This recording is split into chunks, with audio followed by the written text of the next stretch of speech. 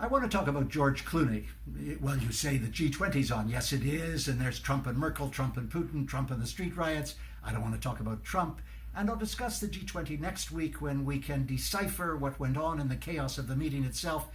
But I'd like to talk about Clooney, not his marriage, not his twins, not his movies, but the NGO he's created called the Sentry, the voluntary non-profit NGO. I make that distinction because some of his for-profit commercial activities are highly suspect, even disreputable. But the voluntary work through an organization like the Sentry, which he created in conjunction with a partner of many, many years of international experience, a fellow called John Prendergast.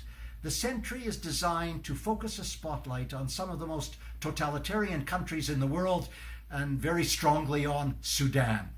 Now, you know Sudan. It's headed by President al-Bashir, evil incarnate, who for the last 15 years or more has waged war on Western Sudan in an area called Darfur, where there are dissidents and rebels and opposition groups, but for reasons of religion and sect, al-Bashir has managed to slaughter over 300,000 people, and nearly 3 million have been displaced, and the carnage continues until this day.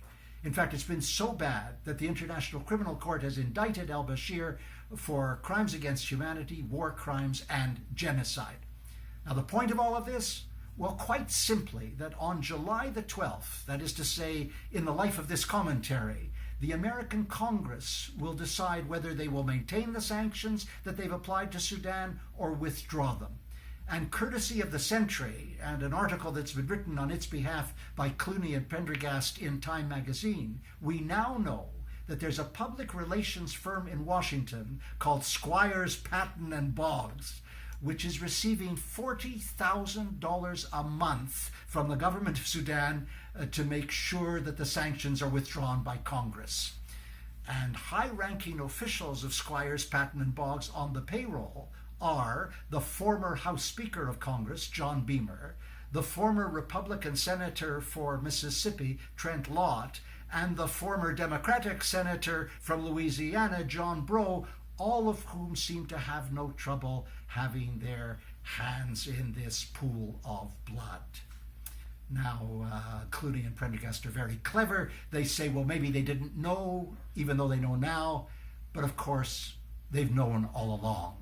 And they don't mind one whit receiving payment on behalf of a man who has been indicted for genocide. Ah, the politics of the United States. That was last week. I'm Stephen Lewis.